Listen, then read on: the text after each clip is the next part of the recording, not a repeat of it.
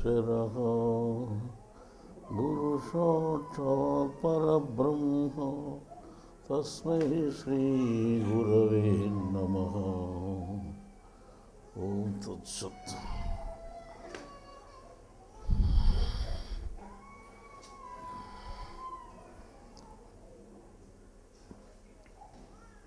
ఈ దినము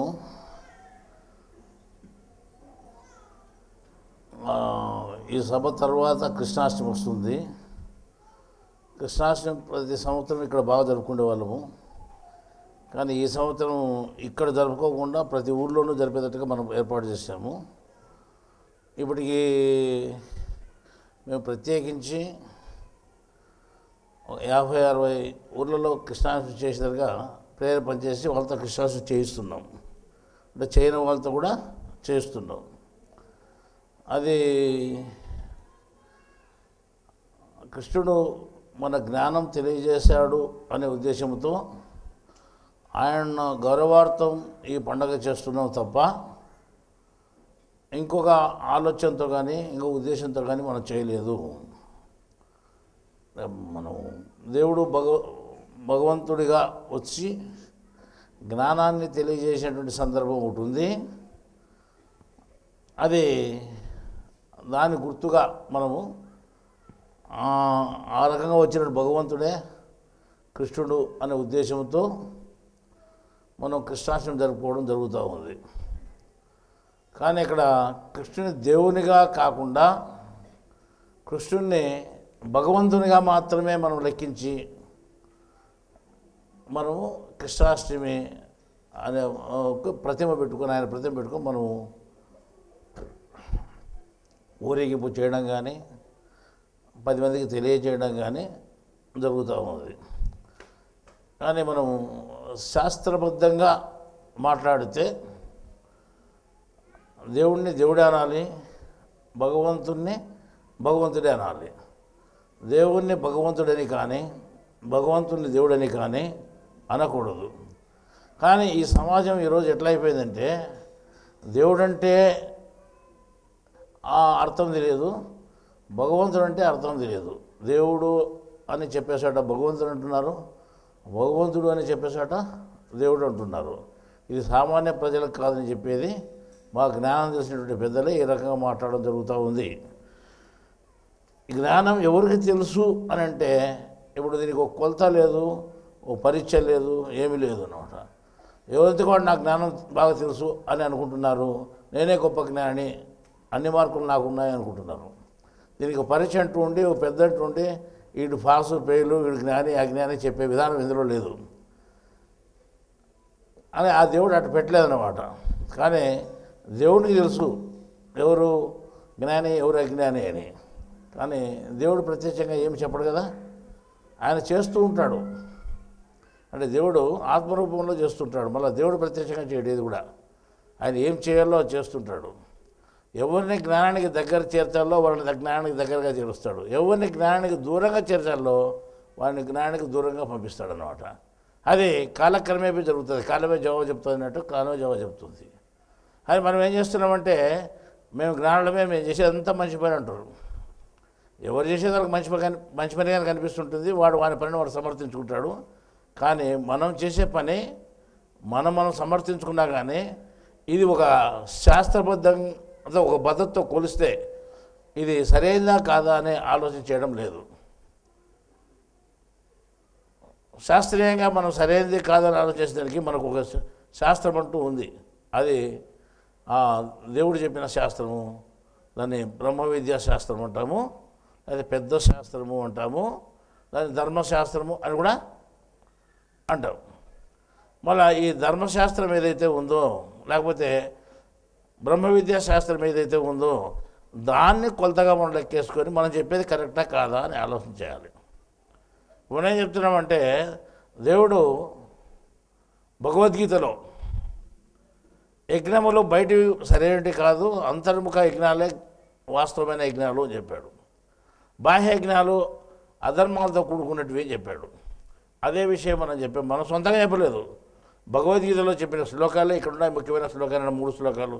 ఆ 3 శ్లోకాలే మనం చెప్పి యజ్ఞముల వల్ల కానీ, దానముల వల్ల కానీ, తపస్సుల వల్ల కానీ, వేదాధ్యయనం వల్ల కానీ దేవుడు తెలియబడు. అవి ధర్మాలు కాదు, అధర్మాలు అని మనం చెప్పాం.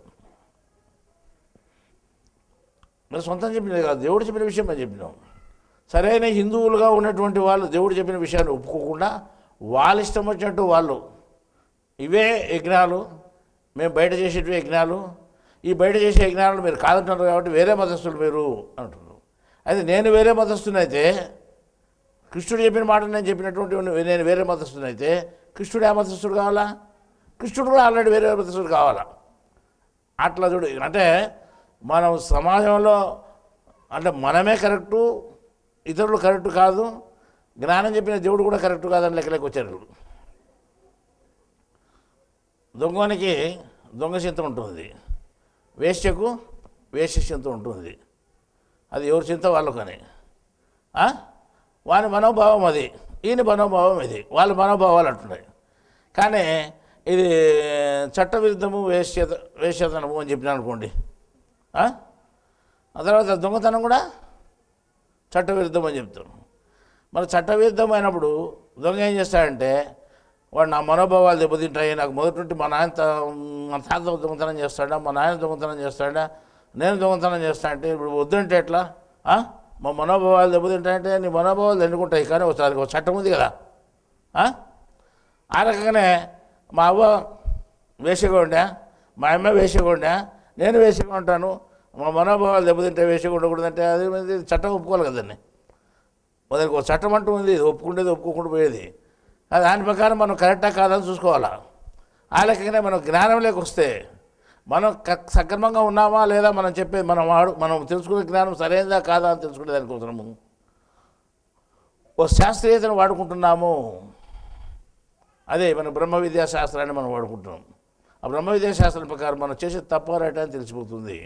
దాని ప్రకారం లెక్కేస్తే అంటే యజ్ఞాలు చేయడం సరైనదా కాదా అంటే మళ్ళీ భగవద్గీతలో విశ్వరూప సందర్శన యుగంలో 48వ శ్లోకంలోను 53వ శ్లోకంలోను తర్వాత అక్షర పరబ్రహ్మ యుగంలో 28వ శ్లోకంలోను ఈ విషయం చెప్పడం జరిగేది. ఏమేమి చెప్పినారు?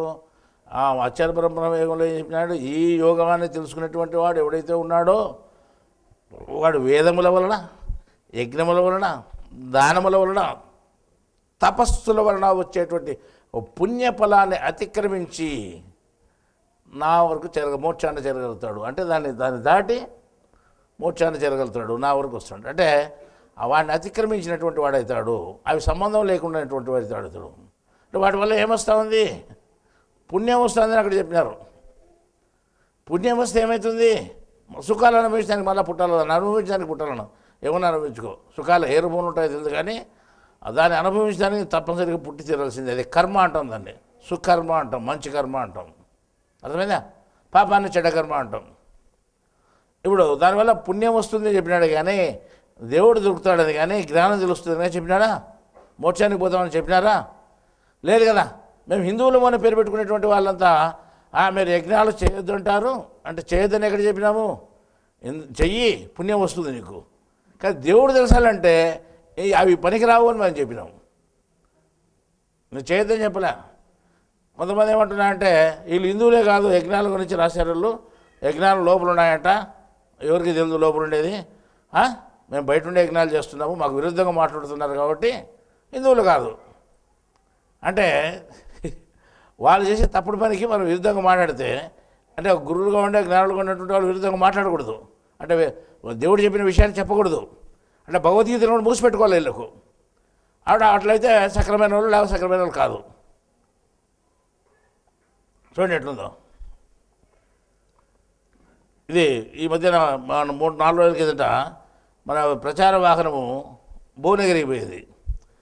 అంటే ఇప్పుడు హిందువుల్లో ఎవరు చేయని పని మనం చేస్తున్నాం. ప్రతి ఇంటికి పోయి హిందువుల జ్ఞానం తెలుసుకోండి, దేవాలయ రహస్యాలు తెలుసుకోండి, ఇంకోటి తెలుసుకోండి, హిందూ సాంప్రదాయాలు తెలుసుకోండి, మొత్తం 52 గ్రంథాలు మనం రాసి పంపించాము. ఆ 52 గ్రంథాలు ప్రచారం చేస్తున్నారు.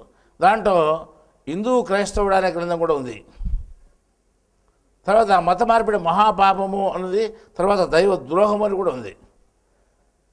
అని ఉంటే మీరు క్రైస్తవులు, మీరు అంటే హిందువుల ముసుగులో క్రైస్తవ జ్ఞానాన్ని ప్రచారం చేస్తున్నారు అనడము సమంజసమేనా అని అడుగుతున్నాను. ఇది భువనగిరి వాసులకి నేను డైరెక్ట్ వేసే ప్రశ్న. తర్వాత వాళ్ళకే కాకుండా ఇట్లా మాట్లాడే వాళ్ళు ఎవరైనా ఎక్కడైనా ఉంటే వాళ్ళకందరికీ మేము బహిరంగంగా నేను చెప్తున్నాను, మేము రాసినట్టు 52 గ్రంథాల్లో ఏ గ్రంథమైనా కానీ ఒక మతాన్ని గురించి అది ప్రోద్బలం చేసి చెప్పింటే, మతపరంగా చెప్పింటే, ఏ మతమైనా కానీ, ఒక క్రైస్తవ మతాన్ని కానీ, ఓ ఇస్లాం మతం కానీ లేదా హిందూ మతాన్ని గురించి కానీ ఇది గొప్పది అని చెప్పింటే దాన్ని మీరు ఆ పలానా గ్రంథంలో ఇట్లా ఉంది అని చెప్పండి, నేను 10 లక్షల రూపాయలు ఇస్తాను మీకు బహుమతిగా. పలానా గ్రంథంలో మీరు ఓ మతాన్ని సమర్థించి చెప్పినారు అని చెప్పండి, మీకు ఇస్తాను. కానీ నేనేం చెప్తున్నా అంటే దేవుడు చెప్పిన విషయాన్ని నేను రేకెత్తించి మళ్ళీ తిరిగి మీకు చెప్తున్నా తప్ప నేను స్వయంగా ఎక్కడ చెప్పలేదు. ఓ మతాన్ని గురించి ఎక్కడ చెప్పలేదు. మేము చెప్పిన గ్రంథాల్లోనూ 3 మతాల్లోనూ వాక్యాలు మేము చెప్పాం, ఏ మతాన్ని తక్కువ చేయలేదు. ఇస్లాం మత గ్రంథంలో ఖురాన్లో పవిత్ర ఖురాన్లో నేను చెప్పలేదా? బైబిల్లో విషయాలు కూడా వాక్యాలు కూడా చెప్పలేదా? భగవద్గీత విషయాలు కూడా చెప్పాం కదా మనం. కానీ ఇక్కడ ఏమంటే తెలివి తక్కువ వాళ్ళకు అర్థం కాని విషయం ఉంది. అంటే హిందూ మతంలోనే అద్వైతం ఉంది, ద్వైతం ఉంది, విశిష్టాద్వైతం ఉంది తెలియనటువంటి వాళ్ళు, అంటే అద్వైతము ద్వైతము త్రైతము అనేప్పుడు త్రైతం అనేది ఎందుకు ఉండకూడదు? అద్వైతము 1, ద్వైతము 2 ఉన్నప్పుడు త్రైతం 3ది ఎందుకు ఉండకూడదు? ఎప్పుడైతే త్రైత సిద్ధాంతము అంటే అది క్రైస్తవుది.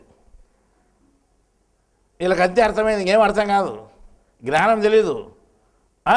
ఈ పొద్దు హిందూ మతం నాశనం అయిపోతుందంటే మీకు జ్ఞానం తెలిసింటేనే నాశనం కాకుండా ఉండేది. మీకు ఒక ముక్క జ్ఞానం తెలియదు, నాశనం కాక ఏమవుతుంది చెప్పండి? అర్థమైందా? మళ్ళీ ఇప్పుడు ఆడ ట్రినిటీ అని ఉంటుంది, త్రిత్వముని, ఏది వాళ్ళు క్రైస్తవ మతంలో. సరే వాళ్ళు ఏమైనా చెప్పుకొని మనం ఏం చెప్తామంటే త్రైత సిద్ధాంతం అని మనం చెప్తున్నాం ఇక్కడ. అంటే అద్వైత సిద్ధాంతం ఏ రకంగా ఉందో, ద్వైత సిద్ధాంతం ఏ రకంగా ఉందో, ఇది 3వ సిద్ధాంతం త్రైత సిద్ధాంతం అనేది హిందూ మతంలో ఉంటుంది. ఇప్పుడు ఇది పుట్టింది, ఆ సిద్ధాంతకర్తగా మేము ఉన్నాం పబ్లిక్గా.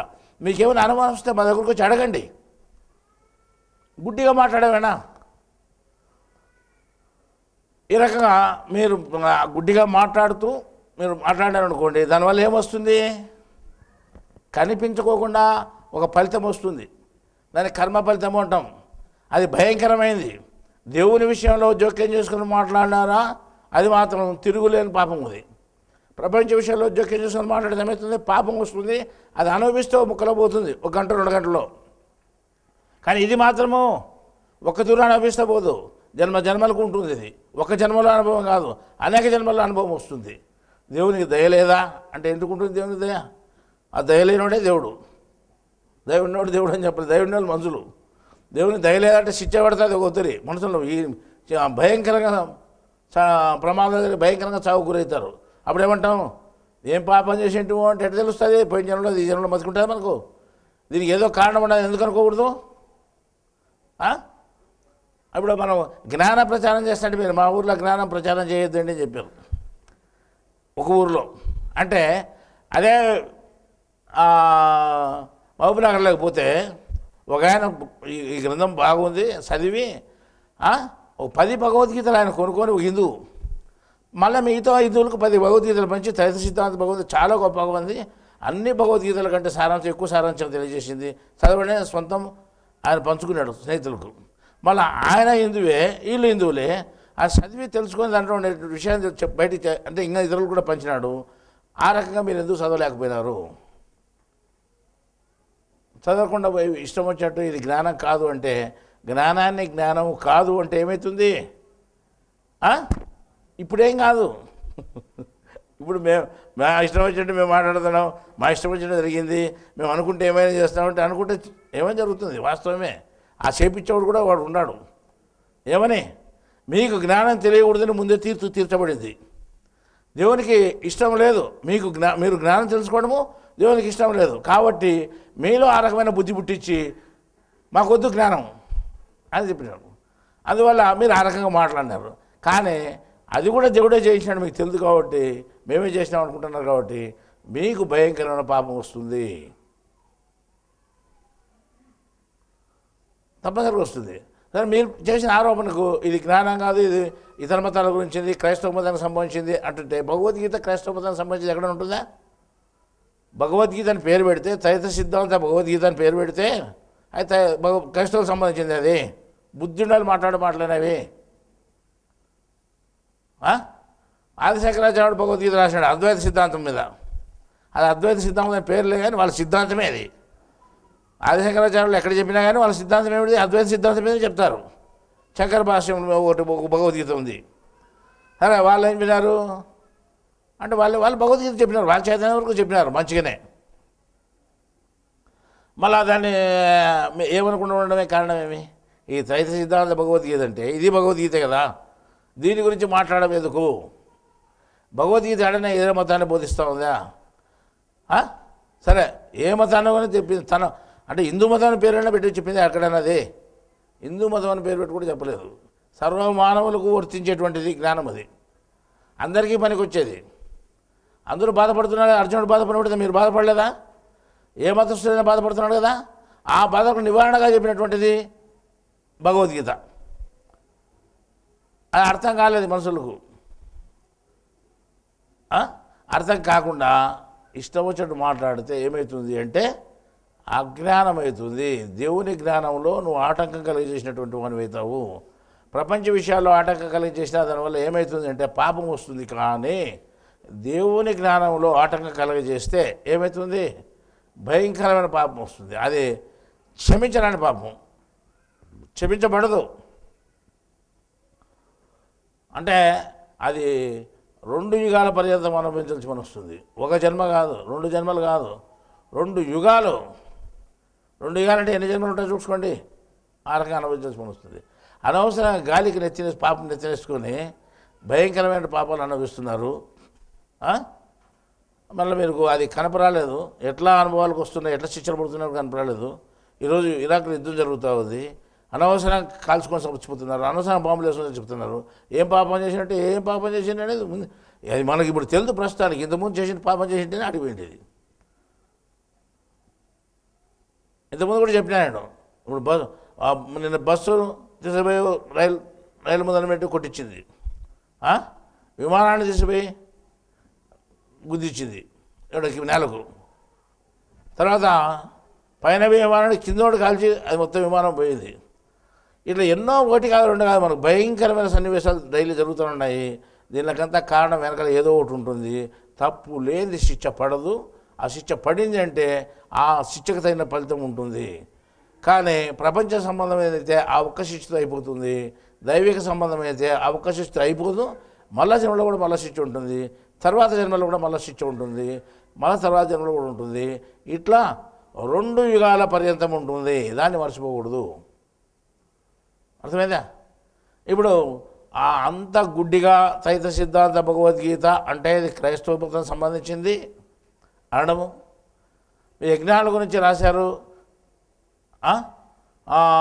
మేము యజ్ఞాలు చేసే వాళ్ళంతా మాకు చిన్నతనమైంది, మా మనోభావాలు దెబ్బతిన్నాయి అంటే నీ మనోభావాలు కృష్ణుడు దెబ్బతీసినాడు.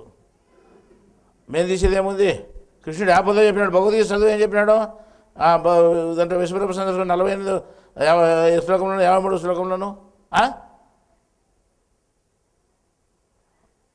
మళ్ళా అది ఆడు చెప్పిన జ్ఞానం ఎవరికైనా అర్థమవుతుంది. ఆ రోజు కృష్ణుడు చెప్పడమే కాకుండా కృష్ణుడి కంటే ముందు అంటే ఈ ద్వాపర యుగం చివరిలో చెప్పినది త్రేతాయుగం, దానికంటే ముందు యుగంలో త్రేతాయుగంలో రావణ బ్రహ్మ అని ఒక ఆయన ఉన్నాడు. ఆయన త్రికాల జ్ఞాని, బ్రహ్మజ్ఞాని, గొప్ప జ్ఞాని ప్రపంచంలో. ఆ రోజు ప్రపంచం మొత్తం మీద జ్ఞానం తెలిసిన వాళ్ళు ఉత్తమైనటువంటి జ్ఞాని ఆయన, అంటే పెద్ద జ్ఞాని. అంత పెద్ద జ్ఞాని కూడా ఈ యజ్ఞాలు మంచిది కాదు అని ఆయన ధ్వంసం చేయించాడు ఆ రోజు. నేను చెప్పేది ఏంది, ఆ రోజు వాళ్ళు చేసినారు కదా.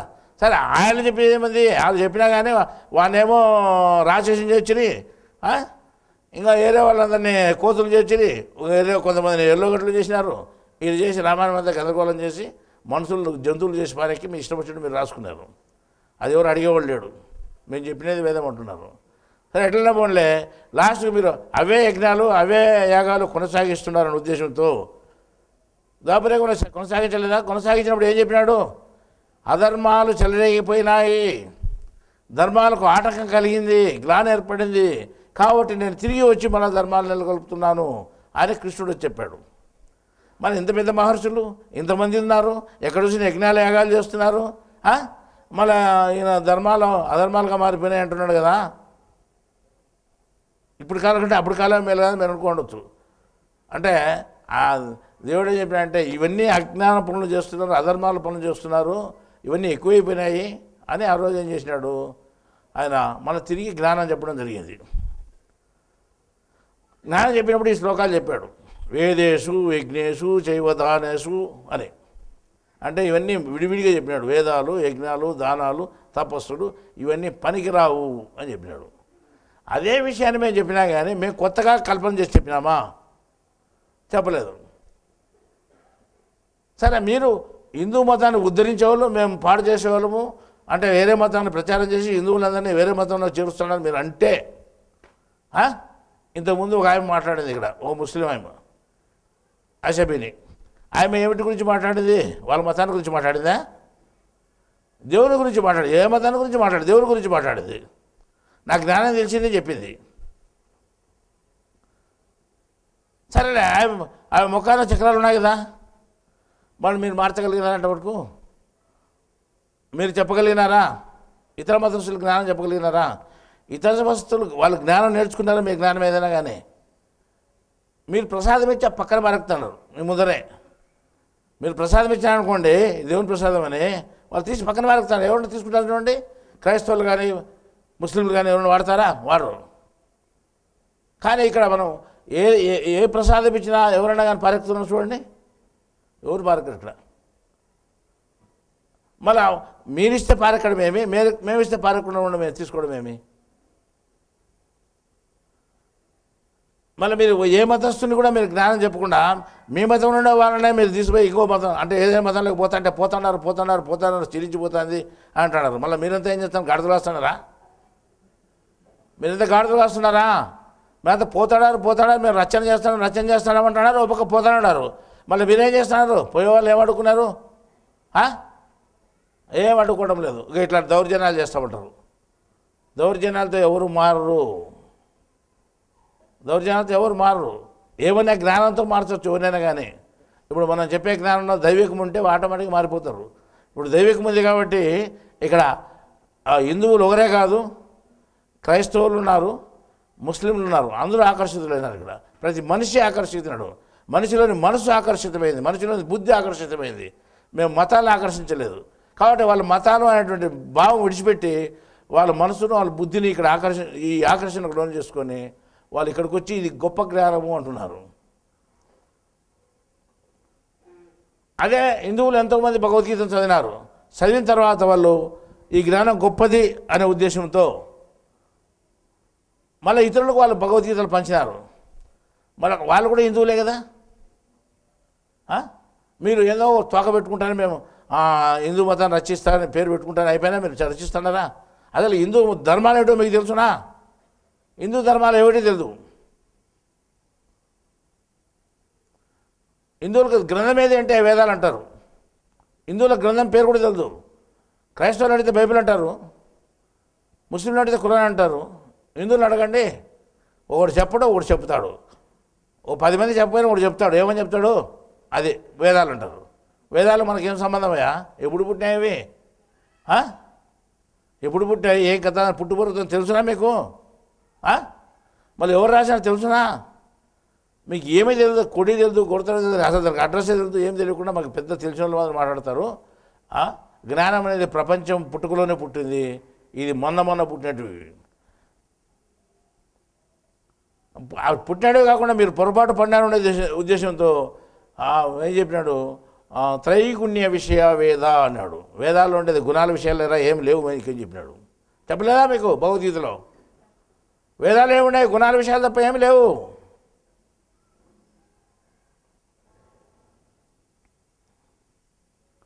మళ్ళీ ఏమని చెప్పినాడు? గుణమయి మమ మాయ అన్నాడు. ఈ గుణాల రూపంలో నా మాయ ఉంది, దాన్ని మీరు దాటలేరు. మమాయ దురత్యయ అంటే నా మాయను మీరు జయించలేరు అని చెప్పాడు. అంత భయంకరమైన నా మాయ అని చెప్పినాడు. అట్లా ఈ రకంగా మాయ చాలా గొప్పది, అది ఎవరినైనా ముంచేస్తుంది. మీకు ఏమీ తెలియదు జ్ఞానము, జ్ఞానాన్ని గురించి మీరు మాట్లాడితే చాలా తప్పు, పెద్ద శిక్ష పడుతుంది. ఒకవేళ మాది రైటు అని అనుకుంటే ఎవరున్నా కానీ మేము చెప్పినదే కరెక్టు అని అంటే, నేను ఇప్పుడు చెప్తున్నాను 52 గ్రంథాలు ఈరోజు ప్రజెంట్లో ఉన్నాయి. ఈ మళ్ళీ ఉగాది పండుగ వచ్చేసరికి 60 అవుతాయి మాకు. ఇంకో 6 గ్రంథాలు రాస్తాము, ఇంకో 7 గ్రంథాలు రాస్తాము. ఈ గ్రంథాలు ఎక్కడైనా కానీ, ఏ గ్రంథంలో ఇప్పుడుండే గ్రంథాలు కానీ రాబోయే గ్రంథాల్లో కానీ మీరు చెప్పేది క్రైస్తవ మతం కదా, క్రైస్తవ మతాన్ని గురించి ఎక్కడైనా కానీ మేము దాని పక్షాన ఏ గ్రంథమైనా ఉంది అని మీకు ఉంటే మీరు చూపండి. మేము బహిరంగంగా ఇప్పుడు చెప్తున్న సభాముఖంగా 10 లక్షల రూపాయలు మీకు బహుమతి ఇచ్చేందుకు మేము సంసిద్ధంగా ఉన్నాను. చూపండి ఎక్కడైనా కానీ, చర్చా వేదికలు పెట్టుకోండి, చర్చించండి. మీకెంత మటుకుందో జ్ఞానం చెప్తాం. మీరేం చెప్తారో అసలు మీకు ఇది జ్ఞానంలో ఓనమాలు కూడా రావు మీకు. మీరు జ్ఞానాన్ని విమర్శించేవాళ్ళు, ఇది జ్ఞానమా అని అడిగేవాళ్ళు. అసలు మీకు జ్ఞానం అంటే తెలుసునా? ఏమి తెలియదు. మాకు జ్ఞానం అంటే తెలుసుకోండి. మేము బహిరంగంగా చెప్తున్నాం. ఈరోజు ఏమని 10 లక్షల రూపాయలు ఇస్తాం ఎవరైనా కానీ, ఎవరు నిరూపణ చేసింది ఇన్ని బుక్కులు ఎక్కడైనా కానీ. ఈ ఫలానా గ్రంథం మొత్తం చదివి ఏడో వాక్యం ఆడో వాక్యం చూపకూడదు. గ్రంథం మొత్తంగా చదివి గ్రంథ సారాంశం, ఈ గ్రంథము మొత్తం ఫలానా మతాన్ని అంటే ఉద్దేశించి చెప్పబడినది అని చెప్పమని ఎవరన్నా కానీ చూస్తాం. మేము స్వయంగా చెప్పినది ఏమీ లేదు. ఉండేది ఏమన్నా భగవద్గీతలో చెప్పింటాము, లేదా ఇంకా మిగతా గ్రంథాల్లో చెప్పింటాం. 3 గ్రంథాలు ఒకటే అని చెప్పాం. 3 గ్రంథాలు మీ ముఖాలు మీకు తెలుసు. ఆ గ్రంథాల్లో కూడా భగవద్గీతను గొప్పగా పొగిడి చెప్పిన ఆ గ్రంథాలు. అవి ఎవరికి తెలియని రహస్యం నేను చెప్పాను. భగవద్గీత అంటే గొప్పగా ఉంది, భగవద్గీతను అంటే అది గొప్పదని చెప్పేదానికే మిగతా గ్రంథాలు కూడా వచ్చినాయి, మిగతా 2 గ్రంథాలు కూడా అని చెప్పిన వాక్యాలు ఆ గ్రంథాల్లో ఉన్నాయి. అవి నేను చూపించి చెప్పినాను. మీకు తెలుసునా? అది తెలుసు. ఈ రకంగా ఈ జ్ఞానం తెలియకుండా మాట్లాడితే అది మిమ్మల్ని మాయ ముంచెత్తా ఉంది అని చెప్తున్నాం. సరే, తెలియకుండా ఒకటి మాట్లాడితే మాయ ముంచడం పెద్ద కష్టమే కాదు. తెలిసిన వాళ్ళు కూడా ముంచేస్తూ ఉంది. ఇప్పుడు మీరు ఇంత రకాల ఇన్ని రోజులు మీరు తెలుసుకునే అనుకోండి, నాకు తెలుసులే ఇంకేం లే అనుకుంటే మాత్రం మిమ్మల్ని కూడా ముంచెత్తుంది. ఇక్కడ నా వైపు కూర్చున్నారు కదా, తిప్పి కూర్చోబెడుతుందిట. ఇది జ్ఞానమే కాదు పోనీ. నాకు అంత శక్తి ఉందన్నమాట. ఒక ఆయన 6 నెలలుగా వచ్చాడు, అది గొప్ప జ్ఞానం చాలా ఉన్నాయి, ఏ గ్రంథంలో లేదు ఇట్లా విషయాలు అని చెప్పినాడు. ఒకటైతే మానుకున్నాడు. ఏమంటే ఆడ జ్ఞానమే లేదు అసలు. అదేట నీకు తెలుసుకునేదానికి అవకాశం లేదు, దేవుడు అవకాశం లేదు. ఆ రకంగా చేసినాడు దానికి. చూడట్లుందో అంటే వాళ్ళకు వేరే గురువులు బోధిస్తే, అంటే వేరే గురువు అంటే వేరే పెద్ద మనుషులు, అరే అది యజ్ఞాలు చేయొద్దంటారు, యాగాలు చేయొద్దంటారు, అవి అంటారు ఇవి అంటారు, అవి గొప్ప కాదు ఇవి గొప్ప కాదు అంటారు, మన సంస్కృతి ఇది, మనకు వేదాలు గొప్ప కాదంటారు వాళ్ళు, కాబట్టి అది జ్ఞానం కాదు అంటే ఈడు జ్ఞానం కాదు ఇరుక్కున్నాడు. నేను చెప్పినానా సొంతంగా ఏమన్నా? నేను చెప్పినది కాదు కదా, భగవద్గీతలు ఉంటే చెప్పినా, నేను సొంతమేమైనా చెప్పినానా? కాబట్టి జ్ఞానం తెలియని వాళ్ళు సులభంగా దాంట్లో కొట్టుకుపోతారు. ఆ ప్రవాహంలో, మాయ ప్రవాహంలో జ్ఞానం తెలిసిన వాళ్ళు కూడా కొట్టకపోతున్నారు అనమాట. అంటే అది ఎక్కడ జ్ఞానం తెలిసిన కొట్టకపోవడం అంటే మీకు తెలుసు. ఒక ఆయన బాగా జ్ఞానం చెప్తాడు ఈ ఆసనం పైకి, ఇక్కడ అందరికంటే బాగా చెప్పి అందరికంటే బాగా మర్యాద ఉంటుంది. మీరు ఆయన జోబీలో టోకన్ కూడా ఎత్తారు, టిఫిన్కు, భోజనానికి, దానికి దీనికి అన్నీ ఇచ్చి ఇది మొలతాడు, ఇది పుట్టుకోసి అన్నీ పెట్టారనమాట. ఈ రకంగా కూడా చేశారు. కానీ ఈరోజు ప్రెసిడెంట్గా ఆయన రాలేదు. ఎందుకు రాలే? మనం ఎవరు వద్దని చెప్పినావా? లేదు లేదు, మనం వద్దని లేదు. లోపల వద్దు అనిపించింది. ఎవరు వద్దన్నాడు? లోపల ఉండేవాడు వద్దన్నాడు. అర్థమైందా? లోపల తోలేవాడు ఒకడు ఉన్నాడు అనిలే, తోలేవాడు ఇక్కడ తోలకుండా పక్క తోలినాడు, పక్క పోయినాడు. మరి ఇక్కడ తోలకుండా పక్క కింద తోలినాడు అంటే వీళ్ళని బట్టి మాయ. అది ఎందువల్ల అంటే నీలోని భావాన్ని బట్టి ఆ పని చేయడం జరుగుతుంది. ఇట్లా ఈ రకంగా జ్ఞానం తెలిసిన వాళ్ళు కూడా మాయలో సులభంగా మాయలు పడిపోతున్నారు. అర్థమైందా? కొచ్చేరు వాళ్ళు చెప్తుంటే బొబ్బు పెద్ద జ్ఞాని అని అనుకోండి, పాపం నెల్లూరు వాళ్ళు అనుకోండి, ఇది చాలా పెద్ద జ్ఞాని అంటండి. ఇంకోరు అట్లే అందరూ పెద్ద జ్ఞాని అంటే ఆయన నేను పెద్ద జ్ఞాని అని అనుకున్నాడు. నన్ను మీరు ఎంత పోకుండా నేను గురువుని కాదు జ్ఞాని కాదు నేను మూతుకుంటాను. నాకు ఆలోచన వచ్చి నేను రాస్తాను, లేకపోతే నేను రాసేదానికి లేదయ్యా, నాకు సొంతం ఏది తెలియదు. దేవుడు నాకు అందిస్తే వస్తాయని నేను చెప్తాను. వాళ్ళే వీళ్ళు పోడే కొద్దీ నేనే గొప్ప జ్ఞాని ఆయన కూడా ఉన్నాడు. అదేమైందంటే నువ్వెట్టయితావు, నేను చెప్తే జ్ఞాని కదా అని ఆయన అంటున్నాడు లోపల ఉండేవాడు. నేను చెబితే మళ్ళీ ఆయన నీకు చెబితే మనం నువ్వు ఎవరెవరు చెప్తాడు, నువ్వు సొంతం నువ్వేట జ్ఞానం వినావని కోపం వచ్చింది ఆయనకు, లోపల ఉండే ఆయనకు. కాబట్టి ఈ పక్కకి రాకుండా చేసాడు ఈరోజు పాపం. చెట్టుందో అంటే మనం ఏమనాల్సిన పనిలే, ఆ పని దేవుడే చేస్తాడు. ఎవరు ఏం చేయాలో అది చేస్తాడు, మనం ఏం చేయాల్సిన పని లేదు. ఇది ఒక నిరూపణ మనకు. మళ్ళీ ఒకవేళ వీళ్ళు పొరపాటు పడుతున్నారో మనం ఏమైనా హెచ్చరించాలి కదా. అదే మనం హెచ్చరించామనుకోండి, మనం హెచ్చరించే వీళ్ళకేం జ్ఞానం ఉందండి చెప్తారు, మాకు పానం పోతుందంటే జ్ఞానం చెప్తారు. మేము బాధల్లో ఉంటే జ్ఞానం చెప్తారు. అంటే బాధల్లో ఉండేకే జ్ఞానం కావాల్సినది, సంతోషంలో ఉండేది ఎందుకు జ్ఞానం. ఇంకొక ఆయన ఏమంటారంటే, ఏమయ్యా జ్ఞానం చాలా గొప్పది మనకు అని ఆడ ప్రచారం చేయాలి ఈడ ప్రచారం చేయాలని అంతగానో గొప్పగా చెప్పుకుంటున్నట్టువే, తాడిపత్రికి వచ్చినావు, దగ్గర దగ్గర 150 కిలోమీటర్ల దూరం నుంచి తాడిపత్రికి వచ్చినావు, ఇక్కడికి వచ్చి ఇక్కడ మంది దేవునికి నమస్కారం చేసుకొని పోదామనే ధ్యాస లేదా నీకు, వీటికి వచ్చి వేరే చోటికి పోయి నేను పని చూసుకొని నువ్వు పోయేదని, వీటికి వచ్చి నమస్కారం చేసుకొని పోకూడదా. నెల కిందట అన్నీ దేవుడే చేస్తున్నాడు, మాకేం చేత కాదు అని అన్నాడు. అన్నీ దేవుడే చేస్తున్నాడు, ఎందుకంటే పైసా ఖర్చు లేకుండా కొడుకు పెళ్లి చేసినారు, జరిగింది. కాబట్టి దేవుడే చేసినాడు. ఏమన్నా మీరు బాధ్యత లేదంటే మాకేటికి మీ పిల్లోడే మీరే ఏమేం చేయండి అని చెప్పినాడు. నెలకే మళ్ళీ వాళ్ళు కొడుకుని పిలుచుకొని పోవడం జరిగింది, కోడలు పిలుచుకొని పోవడం జరిగింది, ఈ పక్కకు రాకుండా పోవడం కూడా జరిగింది. ఎందుకు? మాయా నువ్వు వద్దు పోరా అని పంపించింది, వాళ్ళ తప్పు కాదు. మరి మాయ ఇట్లా చేస్తుంది, దాంట్లో పడొద్దని మనం హెచ్చరిక చేసినామా, ఏమయ్యా ఇంత పెద్ద దేవుడు నీకు మతికి రాకపోయినా కొడుకు కోడల మతికి వచ్చిందా నీకు, అక్కడికి పోయి వాళ్ళంతా ఆతృత వాళ్ళు చూసి వాళ్ళని పిలుచుకోకపోతే ఇప్పుడు దేవునికి వచ్చి నమస్కారం చేసుకొని పోకూడదా అని అంటే వాళ్ళు ఏమంటారు తెలిసినా, మీకున్నంత తెలివి మాకు లేదులే, మీకున్న తెలివి మాకు లేదు అంటే ఏమని అర్థం ఇది? అంటే ఏమని అర్థం? మీరు తెలివి తక్కువలనే తెలివి ఎక్కువలనే వాళ్ళ లెక్కలో పైకేమో మీకున్న తెలివి మాకు లేదంటే మీరు తెలివి తక్కువలోని, మీరు తెలివి తక్కువ, మాకు అట్లా తెలివి లేదు, మీకు తెలివి ఎక్కువ తిని వాళ్ళు చెప్పేది అర్థమైందా? అంటే ఆ మాట ఎట్టుందో, నేను తెలివి మాకు లేదు అంటే మననే మాట్లాడినట్టుంది. సరే వాళ్ళు మాట్లాడినారు, అయిపోయింది కదా. దాని వెనకాల రాసుకునే వాళ్ళు ఉంటారు, దాన్ని కర్మపత్రం ఉంటుందిలే, పత్రం రాసుకునే వాళ్ళు ఉన్నారు కదా, దాన్ని లిఖించేవాడు ఉన్నాడు గుప్తుడు. ఎవరు? గుప్తంగా తెలియకుండా ఉండేవాడు. ఎవరు? తెలియకుండా ఉండేవాడు. నీలోండి ఆత్మే తెలియకుండా ఉండేది, ఎవరికి తెలియకుండా ఉండేవాడు. అంటే ఎట్టగుప్తు చిత్రగుప్తుడు, చాలా చిత్రంగా ఉంటాడు ఆయన. ఆ చిత్రగుప్తుడు వెంటనే రాసుకుంటాడు అనమాట, రాసుకొని రికార్డులు పెడతాడు దాన్ని. మళ్ళా టర్న్కి వచ్చినప్పుడు రికార్డు టర్న్కి వచ్చినప్పుడు దాని ప్రకారం శిక్ష పడుతుంది. అర్థమైందా?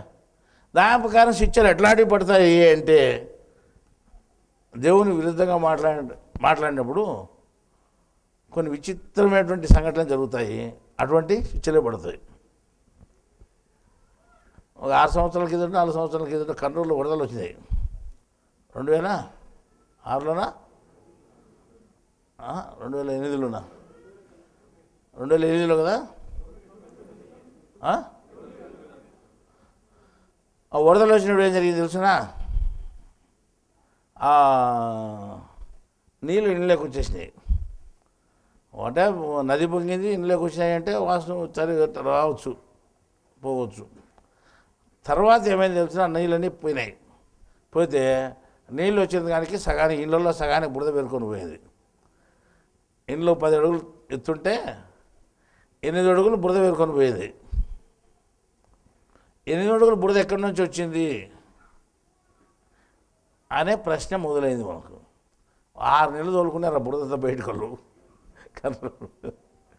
ట్రాక్టర్లో పెట్టుకొని 6 నెలలు తోలితే అప్పటికప్పుడు రోజు సమసిపోయింది. ఆ బురదంతా ఎక్కడి నుంచి వచ్చింది అంటే నీళ్ళలో కొట్టుకొని వచ్చింది.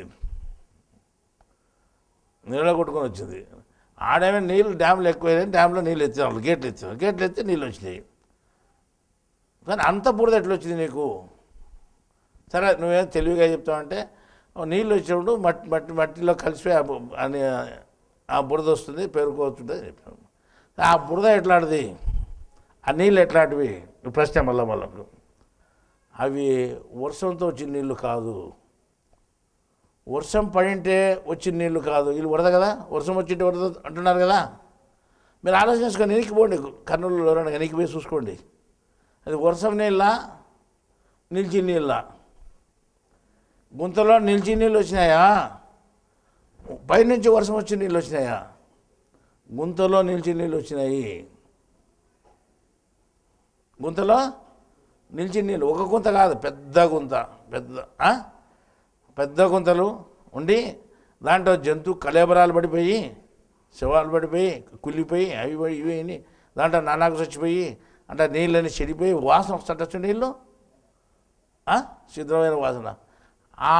ఆ నీళ్ళు ఆ బురద వచ్చి ఇడబడింది. ఏ నీళ్ళు? దక్షిణాఫ్రికాలో అడవిలో ఒక సరస్సులో పూర్తి మురిగిపోయే నీళ్ళు ఉంటాయి కదా, అవి ఎక్కడా సంబంధం లేకుండా నిలిచిపోయి దాంట్లో జంతువులు పడి చచ్చిపోయి, అవి చచ్చిపోయి, ఇవి చచ్చిపోయి, నానా రకాలు చచ్చిపోయి. కొన్నిసార్లు అది గడ్డి తింటే ఆ గడ్డిలో ఏదో కొంత విష పదార్థం తయారంటే అవి తిని ఆ నీళ్ళు దాంట్లో పడి చచ్చిపోయినాయి. ఇట్లా లెక్కేస్తే జంతు కళేబరాలు పడి నీళ్లు మురిగిపోయి కొన్ని రోజులుగా వాసన పట్టిన నీళ్ళు అవి వచ్చి ఇలా చేరినాయి. అర్థమైందా? ఇది ఏదో పెద్ద చెప్తాను, కొత్త చెప్తాను, మళ్ళీ ఏదో ఒకటి కొత్త కథ చెప్తాను మీరు అనుకుంటే కొత్త కథ ఏం కాదు, ఉన్ని కథ ఇది. ఇప్పుడు చూసుకోమని వాళ్ళ నీళ్ళు వాసన వచ్చే నీళ్ళు వచ్చినాయి లేదు అడగమను.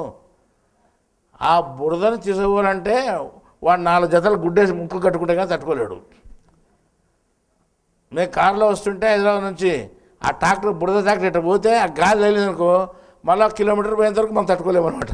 ఆ గాలి అది అనుకుంటే కూడా భయంకరం తిప్పుతుంది, అంత భయంకరమైన వాసన బురద.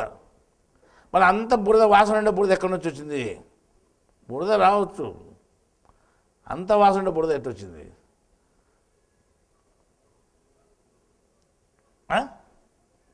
మీరు దేవునికి వ్యతిరేకంగా మాట్లాడిన పాపాన్ని లెక్కేసుకుని అందరిని ఒకసారి కుప్పేసి అందరు తీసుకొచ్చి బురద పెట్టింది. ఎక్కడిది? దక్షిణాఫ్రికాలో తీసుకొచ్చి పెట్టింది. అంటే మీరు ఇప్పుడు ఏమి కొడి గోత్రం లేకుండా శాస్త్ర సంబంధం లేకుండా మీరు ఇష్టం వచ్చినట్టు చెప్తున్నారు. మీరు చెప్పేంత మూఢనమ్మకం కదా అని ప్రశ్న వేయచ్చు ఎవరైనా కానీ. అర్థమైందా? మీరు చెప్పేంత మూఢనమ్మకం కదా అని అడగచ్చు. అంటే మూఢనమ్మకమే నేను చెప్పేది, కానీ ఇదే శాస్త్రబద్ధమవుతుంది కొన్నాళ్ళకు. నేను చెప్పిన మాటే శాస్త్రబద్ధమైతే చెప్పిన నోటితో చెప్పిన మాట ఇది, కానీ కొన్ని రోజులు శాస్త్రబద్ధమవుతుంది. అంత గ్యారంటీగా ఎట్లా చెప్తున్నారు మీరు? ఇంతకుముందు చెప్పిన విషయాలన్నీ శాస్త్రబద్ధమైనవి, మీకు బతికుందో లేదో. ఇంతకుముందు నేను విచిత్రంగా చెప్పిన విషయాలన్నీ మీకు విచిత్రంగా కనిపించినా కానీ మళ్ళీ కొన్ని రోజులు శాస్త్రబద్ధమైనట్టు వార్తలు వచ్చినాయి. శాస్త్రవేత్తలు రాసుకున్నారు దాన్ని, ఇట్లా జరిగింది అట్లా జరిగిందని. మళ్ళీ అదే అడుగుతున్నా ఇప్పుడు మీకు. ఇది మీకు అనుమానం ఉంటే, ఇది మీకు అనుమానం ఉంది కదా. మన కేదార్నాథ్లో పోయిన సంవత్సరం, ఈ సంవత్సరం కాదు, పోయిన సంవత్సరం కేదార్నాథ్లో ప్రమాదం జరిగింది పెద్దగా. అంటే అది లోయలో పోయే వాళ్ళందరినీ వరద ముంచెత్తింది. అక్కడుండే ఇళ్ళని మొత్తం ఊడ్చేసింది. జరిగిందా లేదా? జరిగింది. అక్కడ జరగడానికి ఇక్కడ జరగడానికి పూర్తి సంబంధం ఉంది. వాళ్ళు ఏదో దైవికమైన సంబంధం పాపం చేసుకొని ఉంటేనే అట్లా వాళ్ళే తీసుకుని ఆడబెట్టి మళ్ళీ వాళ్ళు దేవునికే కదా పోతాడే. దేవునికే, దేవునికే యా దేవుడు అంటే కేదార్నాథ్లో ఉండే దేవుని కోసం, అంతలో కొండ దేవుని కోసం కాదు. అంటే దేవుడు అంటే ఆడికనే పరిమితి చాలా ఉంది. ఇప్పుడు వీళ్ళు చేసుకునే పాపాన్ని కరెక్ట్గా ఆడ అమలుపరిచాడు. అంటే మళ్ళీ దేవుని కోసం పోయిన వాళ్ళు, దైవభక్తితో పోయిన వాళ్ళు, ఎంతో ఇదిగా పోయిన వాళ్ళు వారినే తిప్పలు పెట్టాల్సిన పని వచ్చింది. మళ్ళీ నిజంగా నిజంగా దేవుని భక్తి కోసం పోయి ఉంటే వాళ్ళకి ఎందుకు శిక్ష పడింది? ఇంకా మీకు తెలియని విషయం ఏమంటే అక్కడ పడిన శిక్ష ఎట్లాంటిదంటే కర్నూలులో పడిన శిక్ష ఎట్లాంటిది. అవి వాళ్ళు చెప్తున్నారన్నమాట. ఓ మిలిటరీ ఆఫీసర్ వాళ్ళని తీసుకొచ్చి బయటికి, అంటే మిలిటరీ పోయి వాళ్ళు కాపాడేది కదా చాలామందిని, ఆ కొండల్లో గుట్టలు ఇరుక్కున్న తాళ్ళు కట్టి ఇసుకొచ్చి పైన తీసుకుపోయి హెలికాప్టర్లు తీసుకుపోయి ఇక్కడ వేసినారు అనమాట. చాలా సంబడి వాళ్ళు రక్షించారు. ఓ మిలిటరీ కమాండర్ మేజర్ చెప్తున్నాడు, ఏం చెప్తున్నాడంటే అవి వాస్తవంగా వర్షం వచ్చి నీళ్లు కాదు, కరెక్ట్ రికార్డు ఉంచుకోండి మీరు మాటల్లో. అవి వర్షం వచ్చి నీళ్ళు కానే కాదు, నిలిచిన నీళ్ళు, ఎక్కడో నిలిచిన నీళ్ళు, మురిగిపోయిన వాసన వస్తున్నాయి. మా గుడ్డలు తడిసింటే వారం రోజులు ఆ వాసన పోలే ఉతికినా కానీ, వాళ్ళ గుడ్డలు తడిసినాయంట నీళ్ళలో, అవి వారం రోజులు వాసన పోలేదంట, మూడు చూసాను కాలేదు, వాసన చూసాను కాలేదంట. ఆ బురద భయంకరమైన వాసన, ఆ వాసనకే చచ్చిపోయారు చాలామంది. మళ్ళీ ఇప్పుడు ప్రశ్న, ఆడ వరద వచ్చి పోయింది, వర్షం వచ్చి నీళ్ళు వచ్చినాయి, ఈ కొట్టుకొని పోయినాయన్నీ అని మనం అనుకుంటున్నాం కదా. అక్కడ ఏం చెప్తున్నాడు ప్రత్యక్ష సాక్షి, ఏం చెప్తున్నాడు? అవి నిలిచిన నీళ్ళు అంటే వర్షం వచ్చిన నీళ్ళు కానే కాదు, వర్షం వచ్చిన నీళ్ళు అట్ట వాసన ఉండవు, కానీ ఇవి చాలా చాలా దుర్వాసనతో కూడుకున్న నీళ్ళు ఇవి. తర్వాత పేరుకుంటే బురద కూడా చాలా భయంకరంగా ఉంది, మాకు తడిచింటే గుడ్డలు తడిచింటే వారం రోజులు ఉతికినా కూడా వాసన పోలేదు, అంత వాసన వచ్చినాయి ఇవి.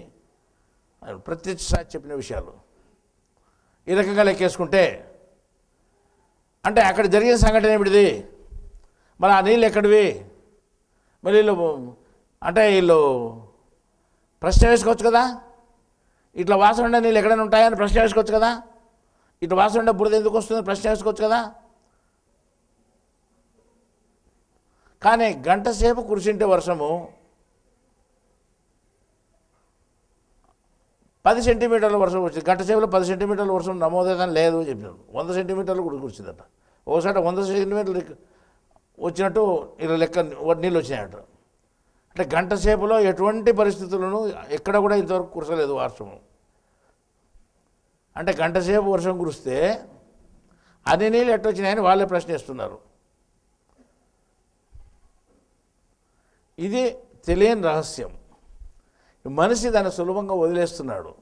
జరిగే సంఘటనను దాన్ని ఏమాత్రం తీసుకోకుండా వదిలేయడం జరుగుతూ ఉంది, ఆలోచన చేయడం లేదు. చేస్తే అంటే మన వెనకల అంటే మనకు ఎట్లా శిక్షలు పడుతున్నాయి, ఎక్కడి నుంచి శిక్షలు వస్తున్నాయి, మనకు తెలియకుండా ఎందుకు జరుగుతున్నాయని మనకు ఆలోచనలోకి వస్తాడు మనిషి. కానీ దాన్ని కామన్గా తీసుకుంటున్నాడు. ఎందుకు వాసన వస్తున్నాయి అని తీసుకోలేదు, ఇన్ని నీళ్ళు ఎట్లా వచ్చినాయని తీసుకోలేదు. భయంకరమైన పెద్ద పెద్ద గుండ్లు అంతలా గుండ్లు ఎందుకు వచ్చి పడినాయని కూడా ఆలోచన చేయలేదు. కానీ నీటి ప్రవాహాన్ని కొట్టుకొని వచ్చినాయి వాస్తవమే, ఆ నీళ్ళు ఎట్టు వచ్చినాయి, కానీ ఆ నీళ్ళు ఎక్కడివి? మళ్ళీ అది టీవీలో వాళ్ళ కేదార్నాథ్ గురించి చెప్పేప్పుడు వాళ్ళు చెప్పిన ప్రశ్నలేవి, నేను స్వయంగా చెప్పేటివి కాదు ఇవన్నీ. వాళ్ళు మిలిటరీ కమాండర్ చెప్తున్నాడు అనమాట, అక్కడ స్వయంగా రక్షణ పనికి పోయి ఆ సమయంలో జరిగిన సంఘటన ఆయన చెప్తున్నాడు. చూస్తే ఇప్పుడు ఇది జ్ఞాపకం వస్తుంది, ఏది కర్నూలు సమస్య జ్ఞాపకం వస్తుంది మనకు, కర్నూలు సంఘటన జ్ఞాపకం వస్తుంది. దాని ప్రకారం అది కూడా జరిగింది. మళ్ళీ ఇవన్నీ ఎక్కడ, ఈ నీళ్ళు ఎక్కడ, బురద నీళ్ళు ఆన్సర్ ప్రశ్న వేసుకుంటే దానికి ఆన్సర్ కావాలి కదా మనకు.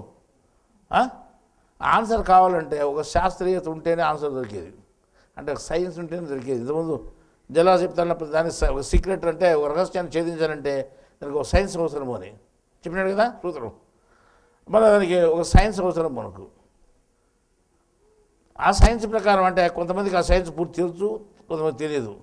ఆ సైన్స్ ప్రకారం లెక్కే చెప్తే ఈ నీళ్ళు ఎక్కడో దక్షిణాఫ్రికాలో అడవిలో మురిగిపోయిన నీళ్ళు వచ్చి ఇక్కడికి వచ్చినాయి, అక్కడ పేరుకునే బురదంతా ఇక్కడికి వచ్చింది, వీళ్ళ ముఖాన పడింది. అర్థమైందా? అది అక్కడి నుంచి ఇది ఎక్కడ వచ్చింది, ఎక్కడ మీరు చెప్పండి చెప్తారే అంటే మీరు ఎవరు చెప్పలేదు కాబట్టి నేను చెప్పండి అది. నేను ఇప్పుడు చెప్పినా అనుకోండి మళ్ళీ చెప్పింది అవుతుంది అది.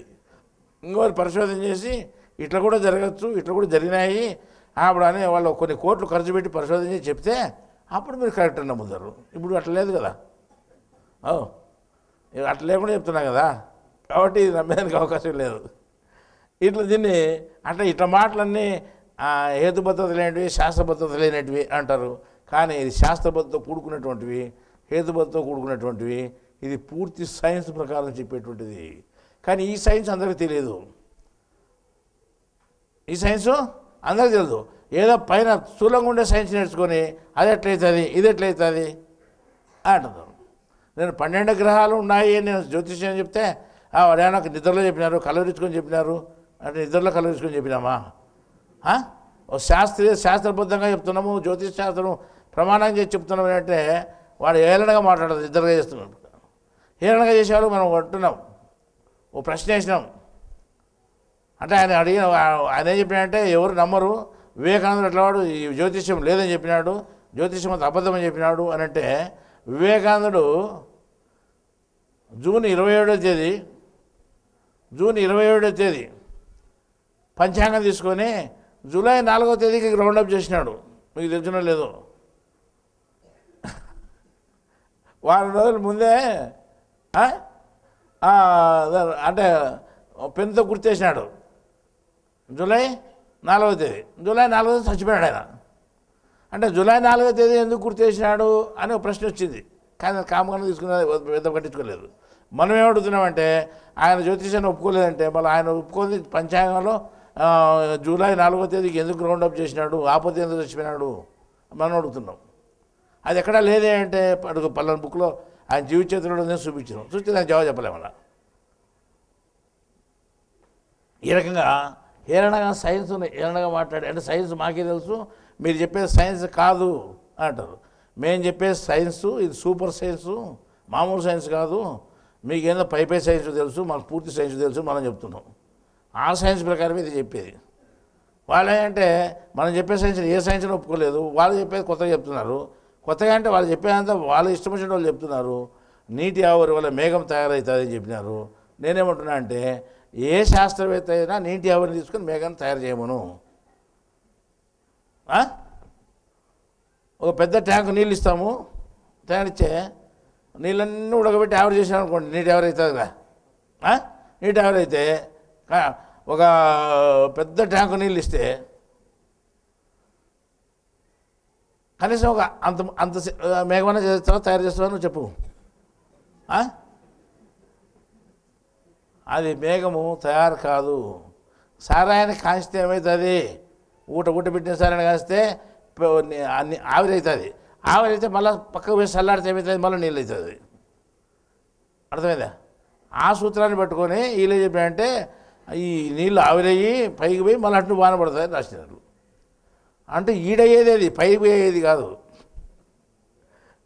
ఈడయ్యే కింద అయ్యేదే అది పైకి పోయేది అని వీళ్ళు అంటున్నారు. ఇది అర్థం కాని సమస్య వీళ్ళకు.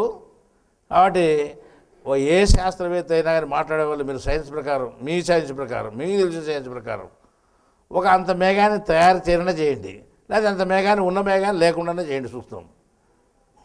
మీకు తెలిసిన సైన్స్ ప్రకారము అంత మేఘాన్ని తయారు చేయగలరా ప్రశ్న వేస్తున్నాం.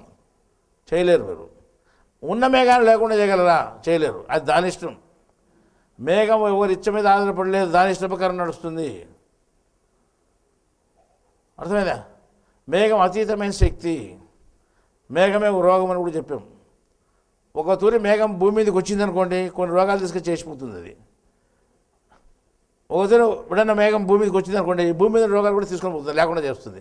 అంతవరకు డాక్టర్లు ఏ మంది వేసినా పోలే అని వాళ్ళ యాచరికి పడే రోగాలన్నీ ఆ రోజు పోతాయి, ఆ రోజుతో లేకుండా పోతాయి, కనపడకుండా పోతాయి.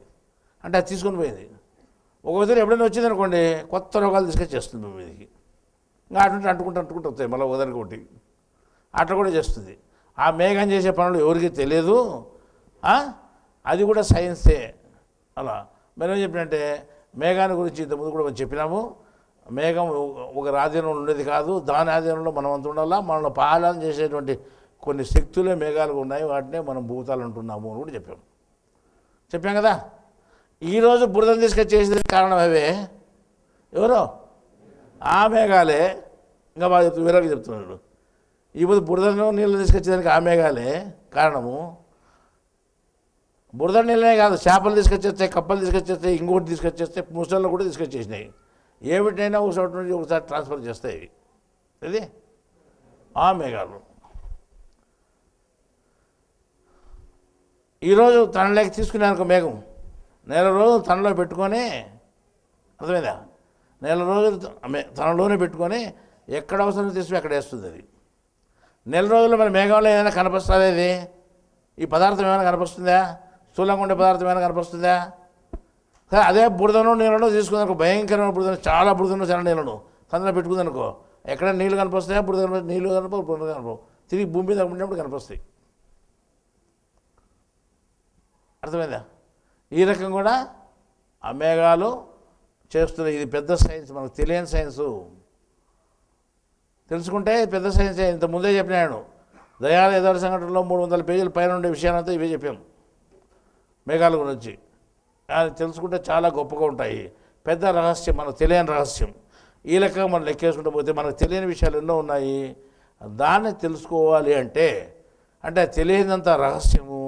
రహస్యాన్ని తెలుసుకోవాలంటే దానికి సైన్స్ అవసరము. అర్థమైందా?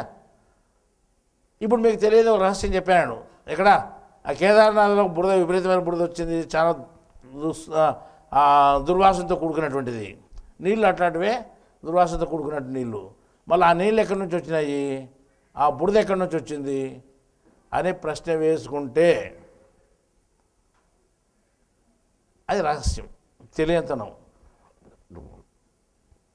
అట్లాంటి రహస్యాన్ని ఛేదించాలంటే ఏం చేయాలి? సైన్సే అవసరం. అర్థమైందా?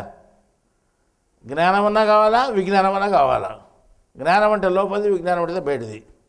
కనపచ్చే సైన్స్ విజ్ఞానం అంటాం, కనపడని సైన్స్ను జ్ఞానం అంటాం. అంతే తేడా చూడండి. నేను చెప్పేది సైన్స్తో సైన్స్ ప్రకారం చెప్తున్నారు, అంటే జ్ఞానం ప్రకారం చెప్తున్నారు. నువ్వు చెప్పేది జ్ఞానం ప్రకారం ఉంటే సత్యమా అంటే శాస్త్రం ప్రకారం చెప్పి సత్యం ఎందుకు కాదు, సత్యం ఎందుకు కాదు? సత్యం కాదని మీరు ఏదైనా అవకాశం లేదు. ఎక్కడి నుంచి వచ్చింది నేను ప్రశ్న చేస్తాను, మీరు చెప్తారా? ఈ వాసన బురద ఎక్కడి నుంచి వచ్చింది నేను ప్రశ్న చేస్తాను, మీరు చెప్తారా? ఈ వాసన నీళ్ళు ఎక్కడి నుంచి వచ్చినా నేను ప్రశ్న చేస్తాను, మీరు చెప్తారా? చెప్పలేరు. ఏం చెప్తారు మీరు? ఇది నిలిచిన నీళ్ళు ఎక్కడున్నా అంటారు. నిలిచిన నీళ్ళు ఎక్కడ ఉన్నాయా? కేదార్నాథ్ దగ్గర ఎక్కడున్నాయా? కొండలు ఎక్కడ లేవు నిలిచిన నీళ్ళు. వర్షం వచ్చినాయి నీళ్ళు. ఇప్పుడు ఈడాడ నిలిచిన నీళ్ళు ఉన్నాయా? తుంగభద్ర డ్యామ్లో, నదిలో. ఈడ వర్షం వచ్చాయి, వరదలు వచ్చాయి, ఇటుసారి నీళ్ళు వచ్చినాయి అంటున్నారు. మా ఎట్లా వచ్చింది?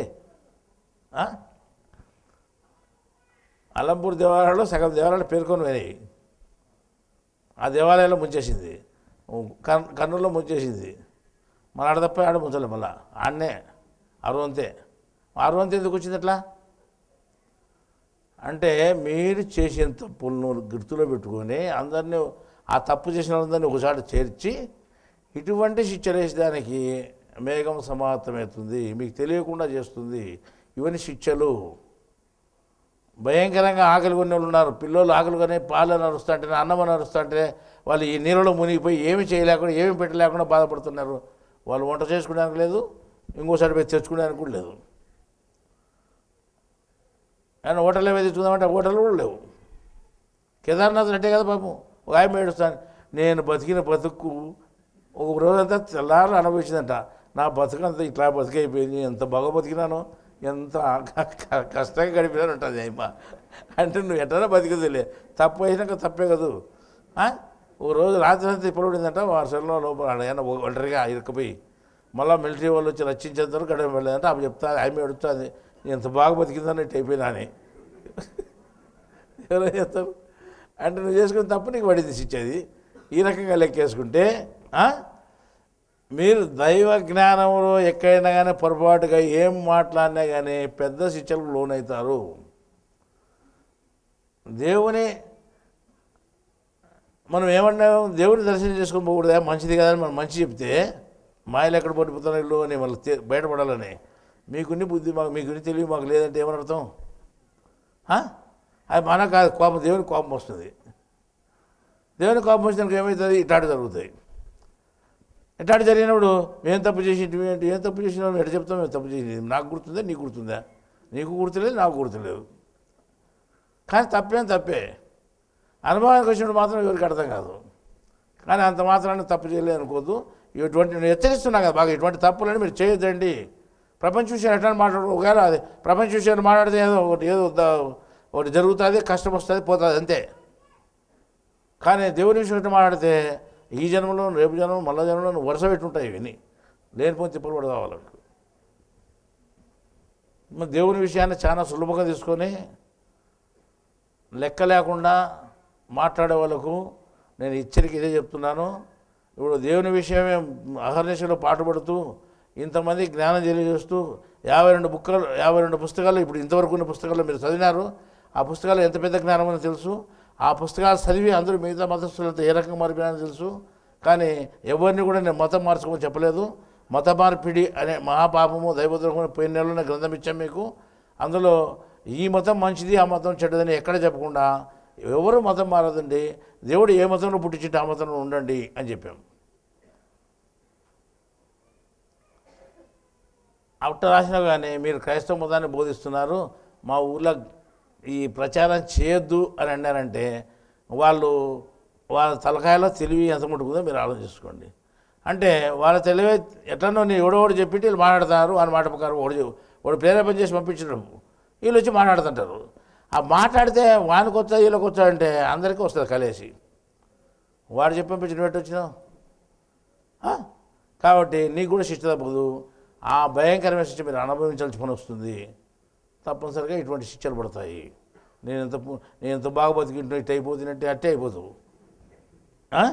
కాబట్టి మనం ఏం చెప్తున్నామంటే ఒకవేళ ఇట్లా ఎవరు మాట్లాడదండి దేవుని జ్ఞానం గురించి, మీకు ఏదైనా అనుమానం ఉంటే ప్రత్యక్షంగా అడగండి. మేము ఉండాలి కదా ప్రత్యక్షంగా, మేము జవాబు చెప్పలేని పరిస్థితులు ఉంటే మీరు మాట్లాడండి. ఊరిని అడ్డవచ్చిగా మాట్లాడేది మీరంతా ఆ జ్ఞానం ఈ జ్ఞానం క్రైస్తవ మతాన్ని ప్రచారం చేస్తున్నాం ఇంకోటి అనడం చాలా పొరపాటు. అట్లా లేకుండా నేను నీకు ఒకటే మాట చెప్తున్నాను, మా మతాల్లో మా గ్రంథాల్లో ఏ గ్రంథంలో అయినా కానీ ఏ మతానైనా నేను బోధించినట్టు ఒక మతాన్ని గురించి బోధించినట్టు మీకు తెలిస్తే ఆ గ్రంథం మాకు తెచ్చి చూపిండి, 10 లక్షల బహుమానం మీకు ఇస్తాను. 10 మందిలో పెట్టి ఆ బుక్ కరెక్టో కాదో వాళ్ళతో అడిగించి నువ్వు చెప్తే ఒప్పుకోము, నువ్వు దండి చెప్తావు. కానీ 10 మంది పెద్ద మనుషులు కలిపి ఆ బుక్ చదవమని చెప్పి 10 మందిని వాళ్ళు రాసినది మత మార్పిడి అంటే ఈ మతాల గురించి రాసినాయని చెప్తే 10 చేయించేది సంసిద్ధంగా ఉన్నాం మనం. మన చేతనైతే ఎవరన్నా అంటే బుక్కులు తీసుకొని ఏమన్నా అని వాళ్ళకి చెప్తున్నాను భువనగిరి వాళ్ళకు. మీరు పోయి చెప్పండి పర్వాలేదు, నేను పాంప్లెట్ కూడా ఇస్తాను, పంచండి పర్వాలేదు. వాళ్ళకే కదా అందరికీ ఇస్తారు దేశమంతా, అర్థమైందా? కాబట్టి ఇప్పుడు ఏం చెప్తానంటే దేవుని విషయంలో ఎవరు కూడా జాగ్రత్తగా ఉండాలండి. ఎవరు పొరపాటు పడి ఎవరు కూడా మాట్లాడదండి. మాట్లాడితే లేనిపోయిన భయంకరమైన పాపం వస్తుంది. అది ఏ రూపంలో అనుభవించాల్సి పని వస్తుందో ముందు ఎవరికి తెలియదు. అనుభవించినప్పుడు బాధలు మాత్రం తప్పనిసరిగా అనుభవించాలా. కాబట్టి ఇప్పుడు జాగ్రత్తగా ఉండండి. దేవుని విషయంలో మాత్రం చాలా మెలకువగా ఉండి మాట్లాడండి. ఒకవేళ మీరు తెలుసుకున్నా కానీ జాగ్రత్తగా ఉండాలి. మీకు భక్తి ఉంటేనే లేకపోతే అది మళ్ళీ రివర్స్ కొడుతుంది. అది ఇప్పుడు మేము జ్ఞానంలో అనిపించుకునే వాళ్ళంతా మీరంతా జ్ఞానంలో పెద్ద జ్ఞానం అంతా పోయినారు. ఇప్పుడు రివర్స్ అయ్యి చూడండి ఎట్టుందో, మాయ ఎవరైనా మార్చేస్తుంది అనమాట. అందువల్ల మీరు కూడా అట్లా లేకుండా ఇంకో ఏరే వాళ్ళకు కూడా చెప్పండి. మీరు తెలిసిన విషయంలో మాయ అనేది దేవుని సొమ్ము, మాయ కూడా దేవుని సొమ్మే. దేవుడు అనుకుంటే మాయ మిమ్మల్ని పనిచేసి పక్కకు పంపిస్తుంది, దేవుడు పంపిడు మాయ పంపిస్తుంది మిమ్మల్ని. కాబట్టి జాగ్రత్తగా ఉండండి అని చెప్పండి. ఇప్పుడు మీకు చెప్పడం ఏమంటే దేవుని విషయంలో చాలా జాగ్రత్త కలిగి ఉండండి చెప్పడం ఇంతటితో చెప్తూ ఇంతటితో ముగిస్తున్నాము. మంచిది.